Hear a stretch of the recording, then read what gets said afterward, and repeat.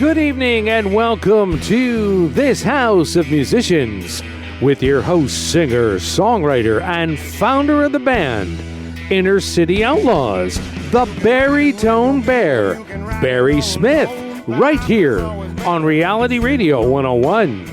To get on board, send us an email right now. Our email addresses are thishouseofmusicians@gmail.com or instudio101@gmail.com.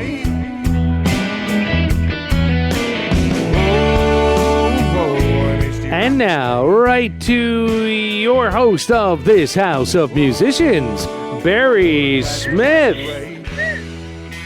Hey, good evening, fine listener, and welcome to this House of Musicians radio show on Reality Radio 101. We hope you enjoy the next hour with us as we do our small part to help promote musicians, bands, and venues. Gary Labar, how are you this evening? I'm fine. How are you? Enjoying all the rain and thunder and lightning? Well, the grass is a little brown here, so it does certainly not hurt anything to have a bit of rain. That's for sure. That's very true. And we're all excited here because of our guest tonight.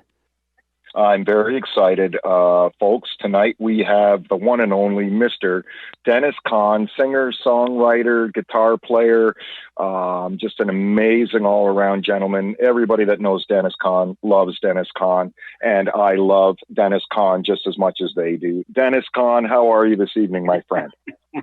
I'm doing good, Barry. How are you? I love you too, brother. Thank you, Gary. Yes, my man. Dennis and I, Gary, have known each other we recorded an album of songs that I wrote back in 1994, and Dennis has done quite a few gigs with me as well, even probably before then. So it's been 30 years at least or more since I've known Dennis. So very excited to have you, buddy, and we're glad that you're here. Welcome. I'm very excited to be here. Absolutely excited to be here, Barry. Been a long time, you know. It's been a long time, buddy. We have so much to talk about. You've done so much with your music career, and I'm excited to get started. I want to start by asking you, Dennis, when you first were introduced by music, was it an older brother with album collection? Did your dad and mom play instruments? I'm just curious on when you were young, maybe like a toddler or, you know, a young boy, how you got introduced to music and what kind of music it was you were introduced to. Well, the main person in my life that got me into it was my mother. She was a singer. She guitar and sang, and she had a duo with her cousin. And they have a little TV show in Sydney, and they, I guess, do half an hour spot once a week. And long before they recorded anything, so I don't have any recordings of her. But it was through her love of music that really turned me on to it. We'd sit and, listen to the Don Messer show every time I come on, and she'd point out things to me that I wouldn't notice, like how they sing and how they dance and, shows like the Ed Sullivan Show or not. So she was a big influence. We always had musicians come over at Christmas time. And, of course, there's a piano in the living room, and she played piano, and, we'd all sing Christmas carols. So she was a big influence in my life until one night I was watching the Ed Sullivan Show, and who came on but the Beatles. Yes, of course. Like many other young men, I'm sure. And I immediately went to after they were finished playing, I went to the mirror and started pulling my hair down over my ears. Love it. Yeah, and from then on, we just, I just played around the area with my neighborhood kids, my cousins, and we had garage bands and basement bands. And when I got into high school, I was approached by a guy, and we I put a rock band together, my first rock band, and we did that for a few years. Got a local initiatives program grant, so we were able to make $90 a week playing music. Right. Yeah, so that was unusually to have that happen. And it was after that I moved to Ontario. I had an opportunity to move to Ontario, and in the early 70s, 71 I think it was, steel plant had gone down. The coal mines were closed down. There wasn't a lot of work in Sydney. And this was an opportunity I felt I had to take. And that's how I ended up in Ontario, playing with a fellow by the name of Billy Adams. And we toured Northern Ontario and Quebec quite often over the next few years. And that's when I realized that, I was playing country at this time. And that's when I realized all the listening I had done when I was a kid to the radio really paid off, because all those songs started to come back to my head, as I found myself playing them now. Mm-hmm. And it was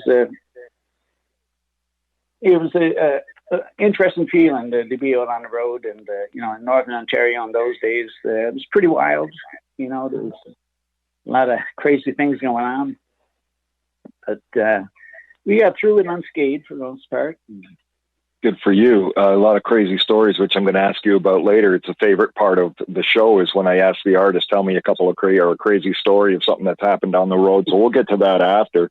But tell me, did you start off playing guitar, and what age were you because you're like definitely, bar none, one of the best guitar players in Canada. So I know you played on many recordings, including my own, which I'm excited to play a song that you requested, which is one of mine, that you played guitar on, and it just makes the whole song. So how old were you when you started playing guitar, and was it your first instrument? It was. Besides noodling on the piano, I didn't really take to the piano too much. But I don't know. The guitar was something I always felt like I wanted to try, And when I got old enough and I started playing in the rock bands, then, I've always been a night hawk. And so I learned a lot of stuff that I learned just from sitting down with records and picking apart records. And, sometimes it worked, sometimes it didn't.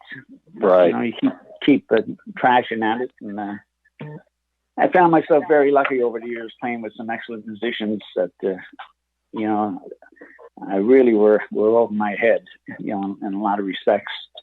But I learned a lot from them all, and take a little piece from everybody, and, hopefully that makes me a better person and musician. Sure. And who were your inspirations as guitar players when you were growing up or first getting into the guitar? I know it's a tough question to answer. If I ask you what the first song you learned was on the guitar, I think mine was Folsom Prison Blues by Johnny Cash, those notes that they pick at the beginning. But do you remember one of the first songs that you learned on the guitar when you were younger? Yes. As a matter of fact, I think one of the first ones was House of the Rising Sun. Cool. Yeah, with all the chords in it, and if you could play that one, you're doing good. Yeah, absolutely. I remember that being one of my first songs as well. That's funny. Is that right? So, do you remember the first time you got on stage and who it was with? Because that's always exciting. First time I got on stage, yes, I was in grade 8. I was 14 years old because wow. I started school a year late because I was born in October. But it was, in grade 8, and we just finished building the volunteer fire department with my dad and the men of the road. And that was one of our first dances, was to play the volunteer fire department dance, for the kids. And one of the things that happened that I remember to this day was almost getting electrocuted, it seemed like. Wow. Yeah, I stepped up to the mic with my guitar in my hand and touched the mic with my lips and zap. Wow. So, that was a rude awakening, but I learned to be more careful. You learn to be more careful. It's certainly not the first musician that's ever done that. Oh, I'm sure, and that won't be the last either. That's for sure. And so now, what are your favorite guitars to play, Dennis?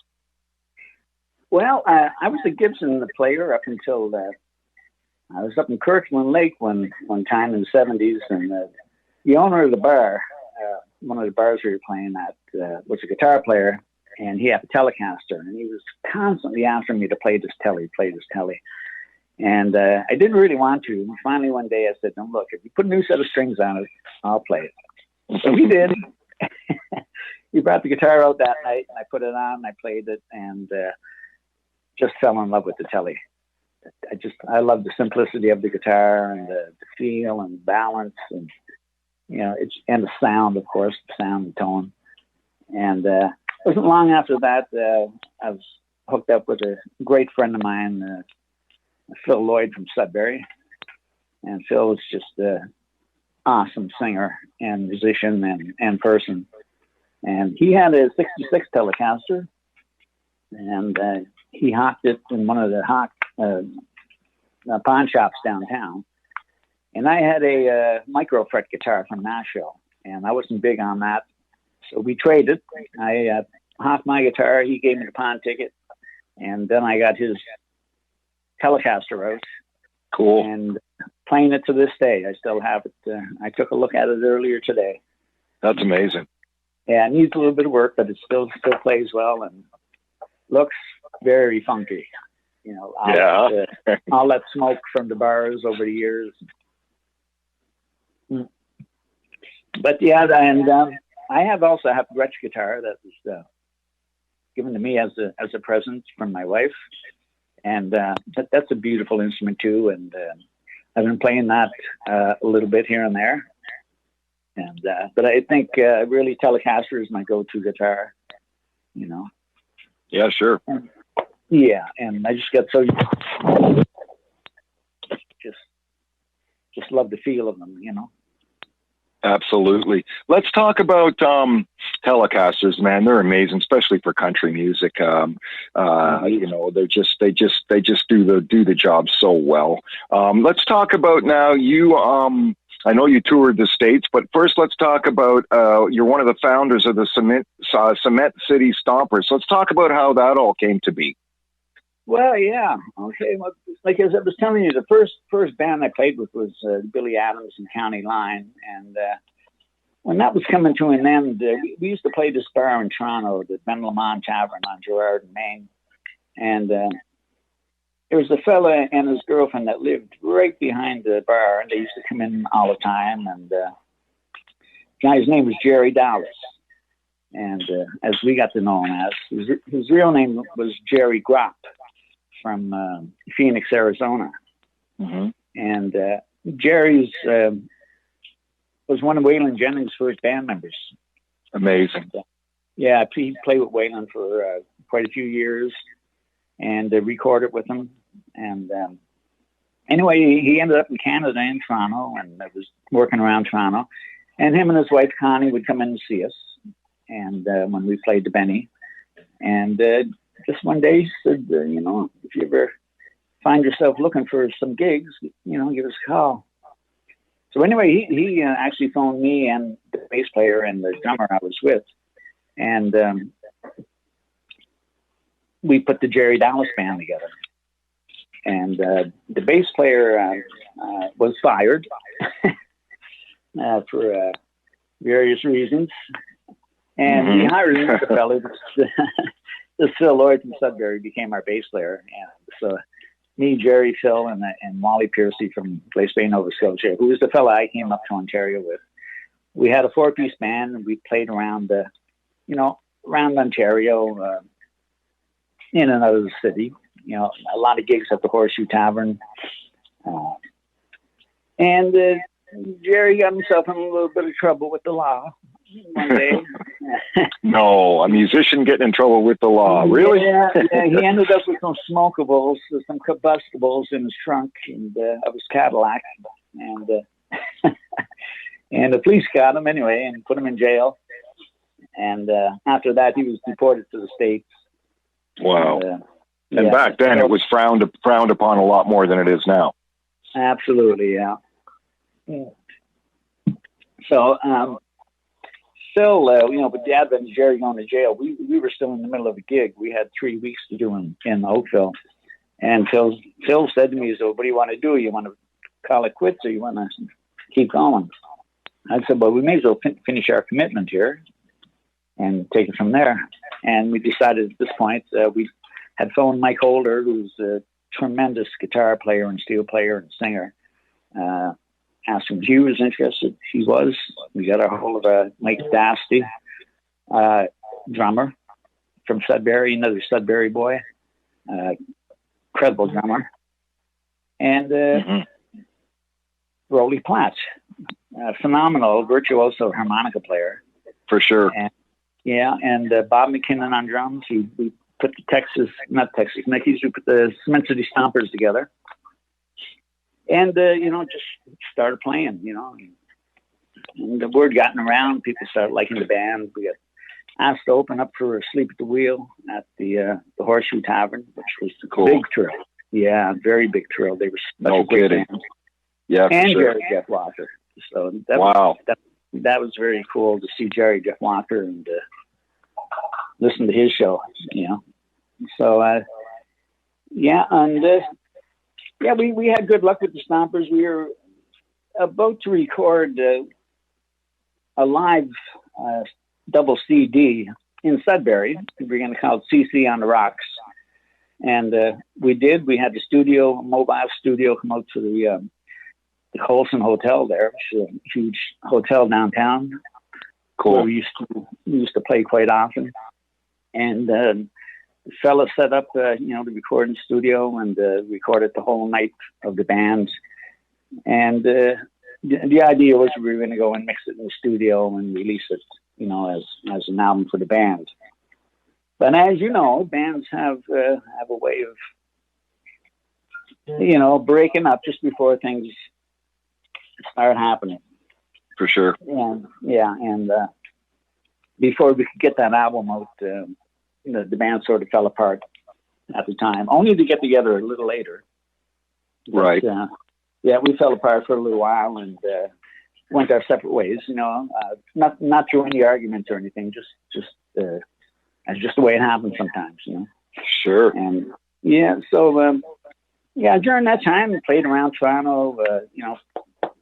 Had met Roy Payne. Roy used to hang around with Jerry Dallas a lot because Roy being a great songwriter, Jerry being a great singer, they were a perfect mix to each other. And so we did a lot of Roy Payne songs with the Stompers and with the Jerry Dallas band. And with Roy himself, I worked with Roy quite often, just by himself. Absolutely. And let me just say, sorry to cut you off, but let me just say I grew up with Roy Payne, Roy Payne's music, and man, he's got to be like one of the best songwriters in Canada. Everybody down east knows who Roy Payne is. I mean, the single Maple Leaf should have been an all-time number one written song, number one song in Canada for a very long time. What a great tune. But he also had so many other wonderful songs too. He certainly did. He wrote with all kinds of things. I still, when Phil passed away, he left me an envelope of papers and songbooks and all these handwritten songs that were written of Roy Payne songs that he was thinking of learning or had already learned. I had a whole bunch of them at one time. There were some Roy Payne songs that I don't think anybody else has seen the light of day. And I can't imagine how good they would have been. Yeah. And for any Roy and go ahead, Roy sorry, fans out there, just to let you know, Roy seems to be doing good. I talked to him a couple of weeks ago, and kind of good. And as far as I know, he's doing good. Yeah, and he's hanging in longer than most of those hardcore musicians because he was a hardcore partying musician, Mr. Payne, wasn't he? He very much was. We all were, really. We all were, yeah. It was shinery times back then. Some of us got lucky, and didn't get hurt by it, and some of my brothers and sisters did, they maybe got too much clean for drugs, and, it's a sad thing, but that's the reality of it. I've lost more than a few friends, to that. And, absolutely. Right now, I have no use for anything like that, I've got the wild thing out of me. Absolutely. Good for you, Dennis. And that's why you're still kicking. and still playing. You were playing right up till COVID started with an amazing Shania Twain cover band. She's just absolutely amazing. And you were touring around with her right up till COVID. Yeah, a girl by the name of Donna Huber. And Donna's from Sudbury, too. Well, she's not from Sudbury, but her family lives up in that area now. And, I started with her, and we just kept playing and playing and playing and playing. I played 10 nights with her before I joined her band. She phoned me up and said, "I heard you play steel guitar." I said, "Well, I'm more of a guitar player, and not much of a steel player, but I do play a bit." And she said, "Well, would you be interested in doing 10 one-nighters with me on the steel?" I said, "Well, if you're willing to take a chance, I'm willing to take a chance." Dennis, I didn't even know you played steel. That is just incredible. That's such a hard instrument to play, bud. It's like wrestling an octopus. You got everything going: your hands, your knees, your feet, your ankles, your mind, your eyes, everything. And the guys that play it, and there's some great steel players up here. Stevie Smith comes to mind, Burke Carroll, Al Briscoe, Ollie Strong. It's a whole number of them. They're all great players. I don't consider myself a steel player, like you say, but I can make a little bit of noise on it. But I did the 10 one-nighters and with her, and at the end of the night, the 10, we had a little party, a little wrap-up party, and she said, "Well, would you be interested in joining the band?" I said, "Well, I'm not sure." So she gave me a list of dates that she had, and when I looked at that list of dates, I knew I was going to say no right away. I've never seen so many dates. Wow. This girl, I'm telling you, is one of the hardest working artists. When the Shania thing took off with her, she just never stopped. And I couldn't put myself through that. I had a wife at home, and I didn't want to be on the road all the time. So I was lucky. I was working in the city, playing. And so I thought, that's what I'm going to do. I'm going to stay in the city. Sure. And so I think I made the right decision. And then a couple of years later, she phoned me again. And I was down east. And I came back after my vacation and joined up with her then. And we stayed on the road pretty much ever since, for the last close to 15 years, if not, That's so incredible. So incredible that an artist would be on the road for that long and fill auditoriums. I mean, and you're playing guitar with her, touring North America. I mean, that's just incredible. And you guys went overseas too, didn't you? We didn't go overseas. I ended up in Japan once with the Dixie Chicks tribute band, the Dixie Chicklets. Right. And we also had one of the girls was doing a Faith Hill tribute. And we had a young fella from Prince Edward Island, Corey Gallant, and he did the Tim McGraw. So we added that into the show. And we went over to Japan, did, I don't know, it was 8 days or 10 days over in Japan. And that was through the United States Navy. So the places we were playing was the naval bases on Japan. Cool. And it was a very cool trip. I mean, to see another country like that, it's absolutely beautiful. And how many people get to go to Japan and play? I mean, it's just incredible. Yeah, I'm very lucky to have that. And, we were all over the States with her. And, before I joined her, I was with the, like I'm saying, the Dixie Chicks tributes, a couple of Garth Brooks tributes, Les Smith and Garrick Sissons, both had Garth shows. Billy, our buddy Billy Ritchie, he was the one who got me into the Garrick Sissons, No Fences tribute. Yep. Yeah. So Billy and I played together with him for a little while, and he had phoned me right at the beginning. He said, "I'm putting the tribute band together. With this fella that does Garth Brooks. Are you interested?" And I said, "No, I wanted to stay in the city." So it wasn't long after I regretted it, because these guys were playing steady. It's one of those things. As soon as the band was formed, it just took off. But I was happy for the success, and a couple of years down the road, they hired me to play some guitar and carry on. So, yeah, it was good for you. Yeah, nice time in my life, be young and be out the road with good people, really good people. Yeah, that's amazing, and what a career you've had. Dennis, I want to play a song here. And I know that we mentioned Bill Ritchie and how much we missed him before. He's since passed, but before, and we played a lot of gigs with Bill Ritchie, and he also played on this album, Inner City Outlaws, which was recorded at Zoo Studios with Ralph McDonald, and what a great job what Ralph did. I know that you played bass and guitar on a lot of the album, and Bill Ritchie played on a lot of the album, switching guitars back and forth and whatnot, and we were just talking about how much we really miss him. I know he did a lot of recording with me over the last 5 or 6 years or longer in the studio with Dougie Duvall and Joe Ritchie, playing in Oshawa at Dougie's studio, Sideman Studios. And I remember you saying to me how Billy could just jump right in. Like, it's almost like he only had to play something once and he had it. I know. Make it up himself. Like, here's a new song that I wrote, Bill, and the next thing you know, he's playing around with his electric guitar, and when you're ready to record it 15 minutes later, he's got everything down in his head to what that's going to be in the song, and it always turned out that way. Just an amazing guy. Yeah, he always seemed to have that ability. He was very musical.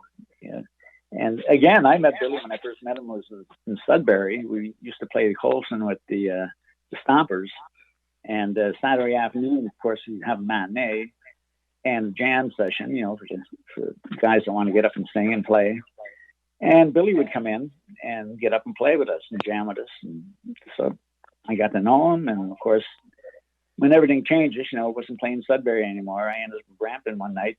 This young couple come in and said, "No, we kind of like your playing. There's a guitar player in our building that we're going to bring out to see you." And who was it but Billy? So that's how I got reunited with Billy again. And we, we kept in touch till the end, till his demise. Absolutely. I was fortunate enough to hook back up with him through Facebook and then start hanging out with him and Angel and recording these songs over the last, like I say, 5, 6, maybe even 7, 8 years. It was just incredible to get back in touch with him. So why don't we do this? Dennis, why don't we do this? Why don't we play a song that you actually play lead guitar on and bass on, and it's a song that and Billy does the harmony vocals in this song. We have Randy Adam on drums. And we have Ralph McDonald playing harp in this song. But it's a song I wrote around 1994. I know that's when it was recorded. Actually, it's written by me and you. Me and you both wrote the song, Dennis, because I'm looking at the credits right now of the album and actually hadn't looked at it for so long. But me and you wrote this song called "I Cross My Broken Heart," and we wrote it. We wrote it for Charlene, and that's what's on the header. We wrote it for Charlene. It's been so long since I looked at this that it's bringing back some amazing memories here.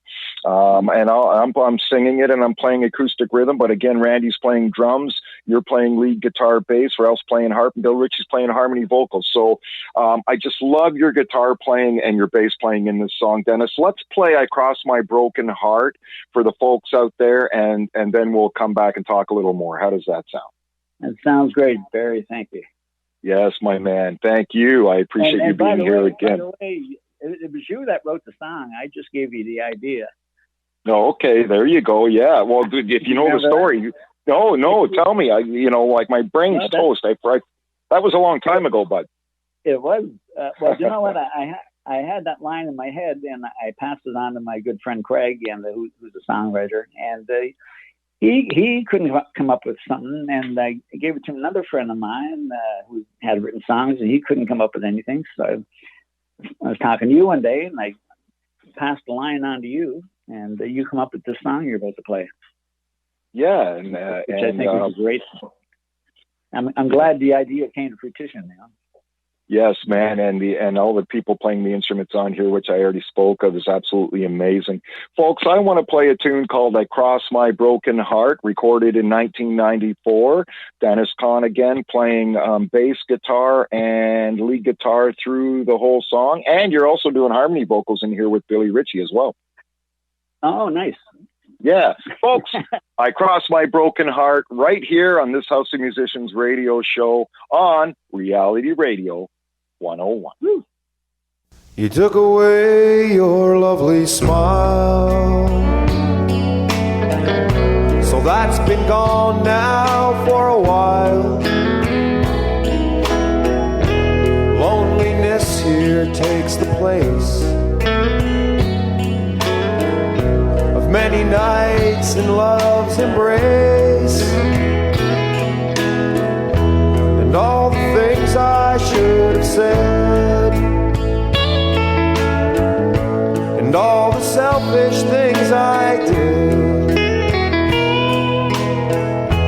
made you look the other way. Now there's just one thing to say. Well, I cross my broken heart, and I promise to be true. You'd forgive the things I've done, I'd surely make it up to you. Well, I can change the way you feel,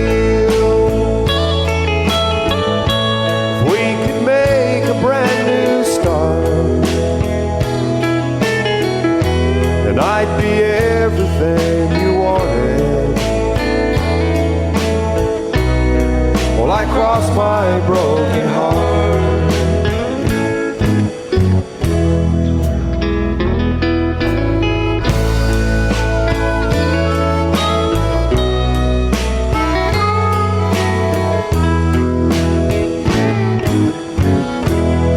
well, each day that passes by just one more tear I cry. Thoughts of only you in everything I do. Well, a love that's meant to last somehow turns out to be the past. But I can't let you slip away. Listen just to what I say. Well, I cross my broken heart, and I promise to be true. If you forgive the things I've done, surely make it up to you. Well, I can change the way you feel, if we could make a brand new start, and I'd be everything you wanted. Well, I crossed my broken heart, I'd be everything you wanted. Well, I crossed my broken heart.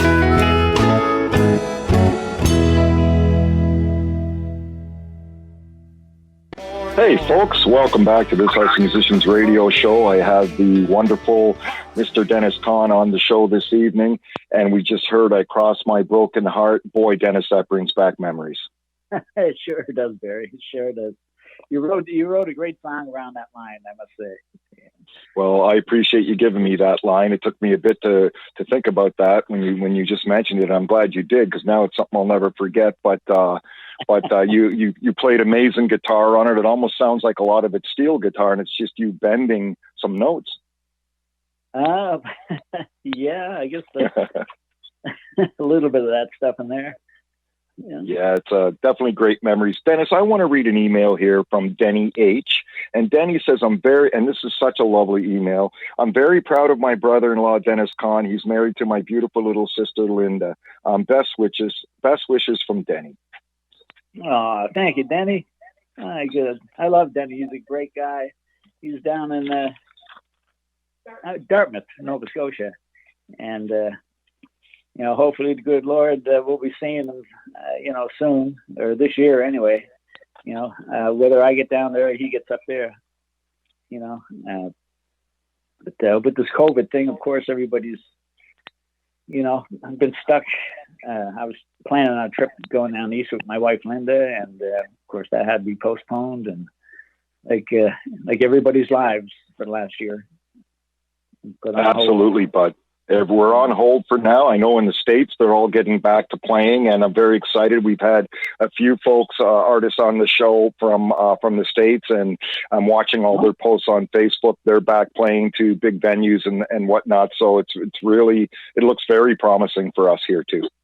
Yes, the States has opened up quite a bit. One of the artists we used to work with, along with the Shania Twin Band, was an artist from Vegas, Adam Tucker, and Donna, the Shania girl, moved to Vegas some years ago and met Adam, and they became friends and decided to put a tribute together, a bit of Shania and a bit of Tim McGraw. And we worked that show all through the States, and that was very well presented and very well received. So it was a lot of, and I noticed him on Facebook all the time. He's working steady down there all the time. So it's pretty much wide open down there. Yeah, and that's fabulous because, like I said, it's looking promising here for that to happen here as well. It is, yeah. Now, Dennis, talk to me about, this is pretty exciting. You played on the Ronnie Prophet show back in the day. All the old country folks, hardcore country people remember these shows. You played on the Ronnie Prophet show. You played on the Tommy Hunter show. Talk to me about I guess first the Ronnie Prophet show and what you were doing when you played on that show. Well, that was with the Cement City Stompers again. And perfect. Yeah, we had some friends of ours. I believe Steve Smith was playing steel guitar with Ronnie at the time. And I don't know if it was through those guys that they maybe mentioned the band to Ronnie, and they approached us about doing a show. And of course, we jumped at the opportunity and we recorded the first show. And fortunately, we were asked back to do another show. So we ended up doing 2 of Ronnie's shows. Amazing. And the same with the Tommy Hunter show. His guitar player, Mike Francis, got a hold of the band, Phil, I believe, and told him that the show was interested in having us on the band, on the show. And so we were very excited. Of course, I grew up watching Tommy Hunter, and sure. One day ever think I'd ever be on the show was not even a thought that I entertained, Oh, it's wonderful when that happens, isn't it? It's just wonderful when it happens. Well, the first night it happened, I was living in Mississauga, and I'm thinking to myself, you're probably going to be nervous, the night before the show. You're probably not going to be able to sleep. And strangely enough, I went to bed and I went right to sleep, only to be woken up in the middle of the night by my cat. The cat my male cat had sprayed the room, and that was it. I was up for the night, and when I got up the next morning to go to work, I was very sick. I mean, I had to drag myself to go down and do that taping. So I was more sick than I was frightened. And right. So we got through that first show. Those days are long days. You're in the studio long days to get those things done. And I give those guys a lot of credit for doing that. The musicians and the entertainers and the workers. And so we did the Ronnie Prophet and then Tommy Hunter. They asked us back to do it the second time, which is always nice to get asked back. Well, when you do it once and they ask you to come back, that you're definitely doing something right. Yeah, yeah, for sure. You know, but yeah, they were very nice to us. We had a great time. Tommy Al Cherney was there, of course, and it was a great crew of people. You know, we were very fortunate to have, you know, a little taste of that, you know, in our lives. Absolutely. What a thrill that must have been. Dennis, talk to me about, you played with a major artist who was really huge a while back in Canada called Charlie Major. Any of the country people out there and even the rock guys will remember who Charlie Major is. That's totally cool, man. Talk to me about playing with Charlie Major, how that was. Well, Charlie, that was a very nice gig to do for sure. Charlie's singer-songwriter from the Ottawa area, and incredible songwriter, very good songwriter. And we got hooked up through Al Cates, who's a steel player turned manager, you know, kind of guy, you know. And so Al hired the Texas Mickeys, which was me and Mike Davsky, Gene Falbo, and Mike Holder,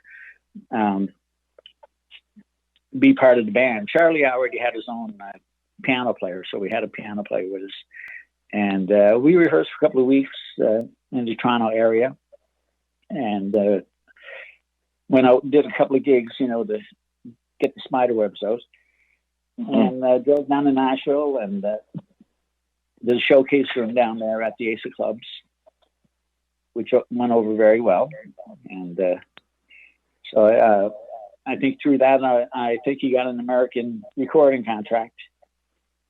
And next thing you know, we're seeing him on TV and, you know, getting hit songs on the radio and onward and upward. Yeah, no kidding. That must have just been a thrill. Yeah, and that was a nice time. It was a short period of time. We weren't really hired as his permanent band. It was just for this one Nashville trip specifically, you know.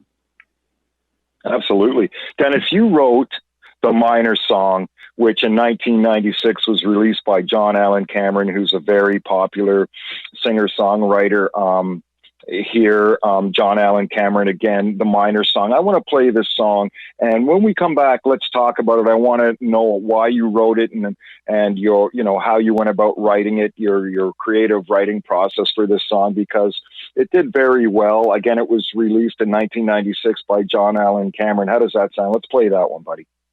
Thanks, buddy. Yeah. That's a great song that you wrote there. Folks, I have the one and only Dennis Conn on the show this evening, and we're going to play a song that he wrote called The Minor Song, recorded by John Allen Cameron, right here on this House of Musicians radio show on Reality Radio 101.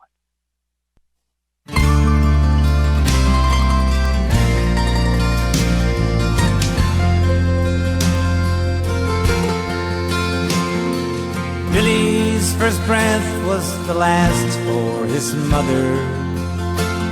He was born on the shores of a town called Glace Bay, and all that he had was himself and his father. They lived in a house about a mile down the way. His dad was a big man and worked as a miner, and Billy grew more to be like him each day. 'Cause every boy's dream was to work with his father in the mines that ran under the bay. My son, he said, don't be a miner. It's hard work and too little pay. You'll dig in that hole for the company's coal. Why not just digging your grave? Billy grew older but never grew wiser, fighting and drinking his young life away. He reached for the top but wound up on the bottom, up a mine that ran under the bay. My son, he said, don't be a miner. It's hard work and too little pay. You'll dig in that hole for the company's coal. Wind up just digging your grave.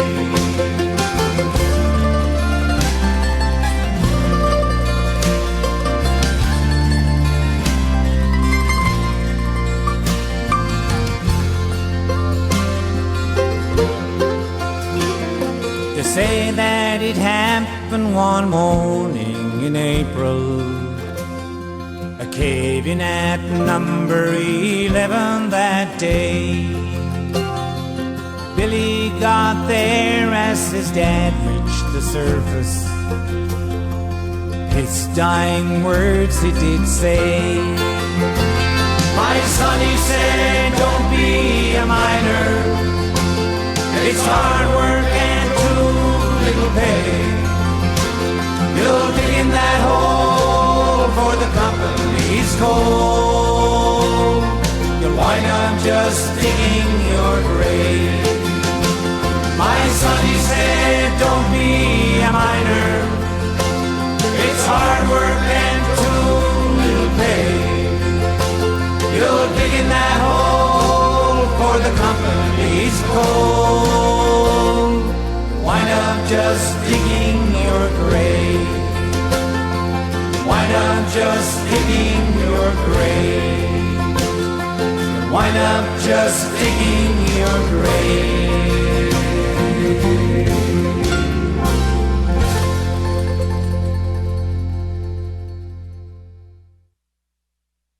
Hey folks, welcome back. I have Dennis Conn, the lovely Dennis Conn, on the show this evening. And we just heard the Miner song that he wrote, which was recorded in '96 by John Allen Cameron. Dennis, how did you come up with that song? It's so your style, obviously, but I totally hear you in that whole song, obviously, because you wrote it. But talk to me about where that song came from and how John Allen Cameron managed to record it. Well, that song was something that was in my head for a long time. I'm the kind of songwriter, I'll write 2 verses in the chorus and not be able to come up with the third verse, until 10 years later. And that's basically what happened. Basically what happened to the Miner song. I had 2 verses that I was happy with, knowing it needed a third one.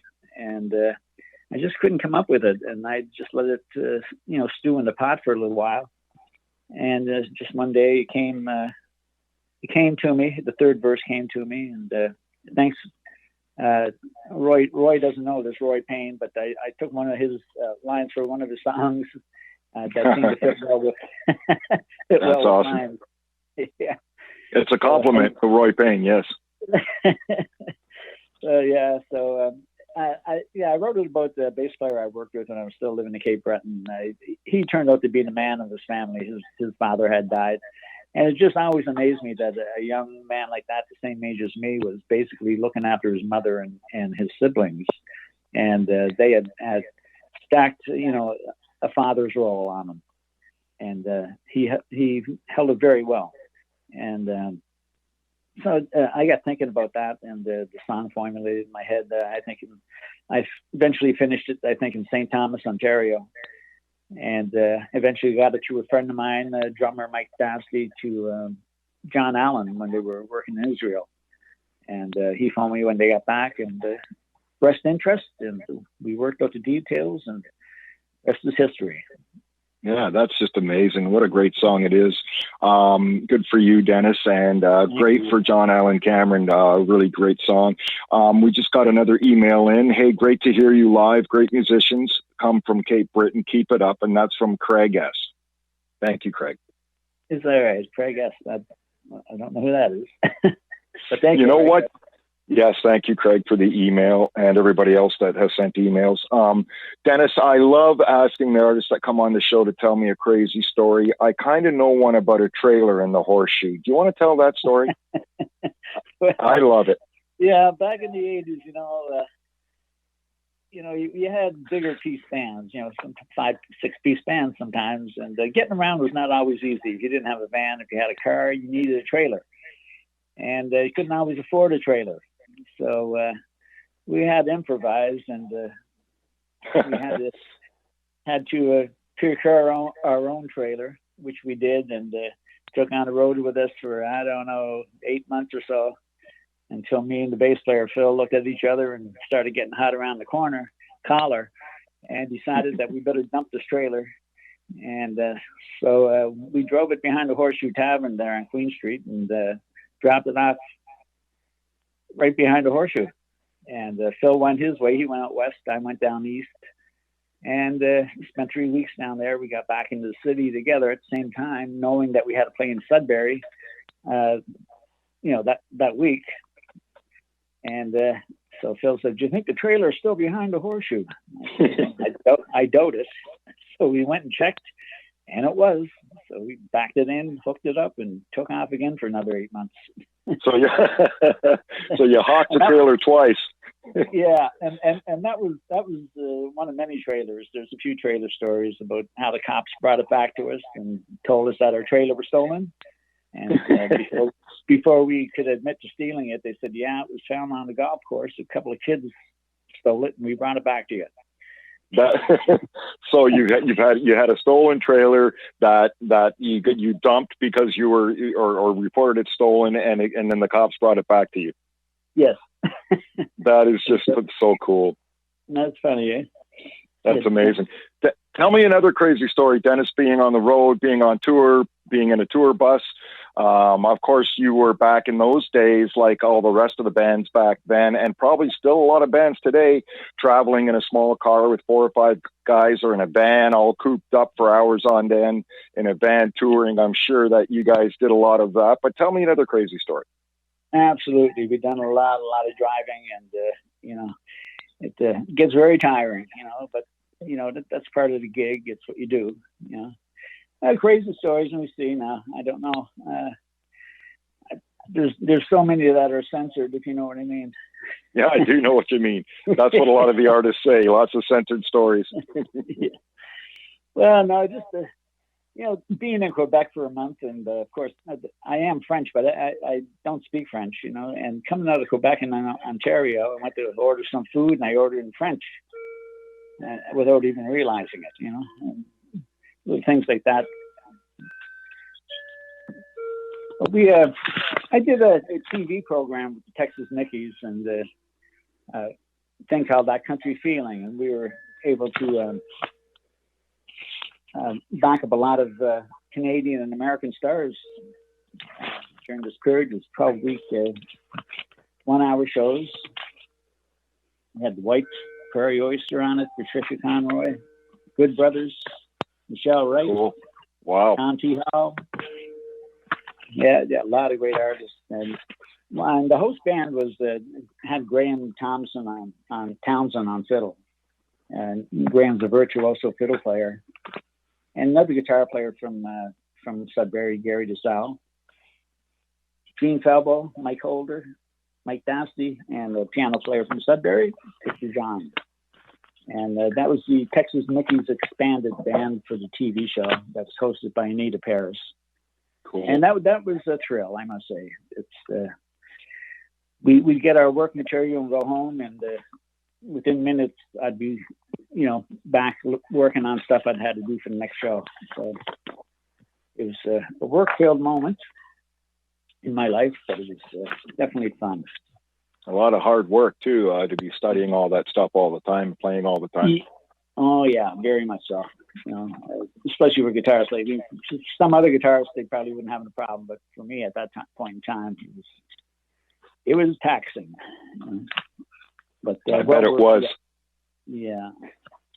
Dennis, there's a segment of the show I like to do called, "Well, Gary LaBar, what do you think?" Well, what do I think? I'll tell you one thing. First of all, I love the Miners song. Thank you, Gary. Oh, the mandolin in it is phenomenal. And you know what it reminds me of? I spent a lot of time in Ireland in the late 80s.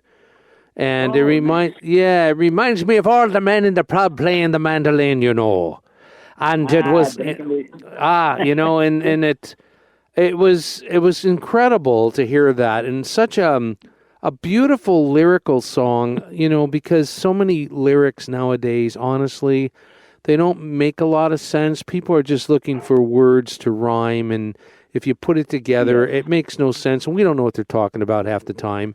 But you told a story on that song, and that story was beautiful, and I loved the way it was put together. So I'm a fan. Well, thank you very much, Gary. I appreciate that very much. I didn't have anything to do with the recording. Actually, the demo I made of that song to give to John Allen was made on acoustic guitar, myself on acoustic guitar, and Mike Holder on dobro, and the late great Willie P. Bennett, singer-songwriter from Hamilton, who played with the Stompers for a while. We would have a lot of different musicians just come in and play with us for short periods of time, and then disappear. Willie was one of them. And the day I demoed that, Willie happened to be at Mike's place, and he had just picked up his mandolin and started playing. So we said, "Yeah, throw that on there." Yeah, it's amazing how things happen like that. Yeah, it just sort of fell together, and I'm really proud that John Allen recorded it. He's a big deal in Cape Breton. He had his own CBC show, when I was a kid. He came up with a kilt on and a variety show, of course. Very talented fella. Absolutely. Dennis Conn, man, you know what? I'm so glad and honored to have you do this show with me this evening. Again, you brought back so many memories of recording with Ralph McDonald at Zoo Studios and Randy Adams and Frank Lejeune and geez, I don't want to forget anybody. And Peter Nunn. Peter Nunn, yeah, absolutely. Great keyboard player. And of course Billy Ritchie. So thank you so much for doing the show, brother. Of course we're going to stay in touch, and you know what, when you get back to playing again, we'll get you back on the show in a year or so and see what you've done since then. Love to, my friend, love to. And then next week you have somebody very special to me on. My wife Linda is going to be on your show next week. Linda Wells, very, very popular in Canada. Yes, Linda Wells, and was up for a Juno. Talk about that real quick. Yeah, she was, I don't know the year, three-time Juno nomination, and she's a singer-songwriter. She was with A&M Records for a while, and she's done very well for herself.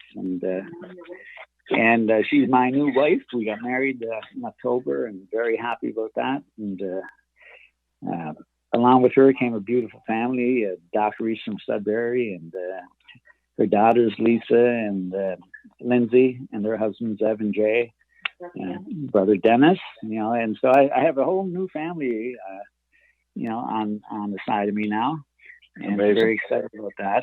And yeah, I'm a lucky guy, You sure are, Dennis, and I'm lucky to have you on the show, man. I love you dearly, and look forward to talking to you real soon. Thank you for being here. Love you too, Barry. Thanks so much for having me. It's been a pleasure. Absolutely, buddy. And to the listener, I say thank you for being here. Always dance and sing, and let the music bring your soul to the surface for all the world to see. Until next time, have a shuffle your feet kind of week, and good night. You've been listening to This House of Musicians radio show on Reality Radio 101.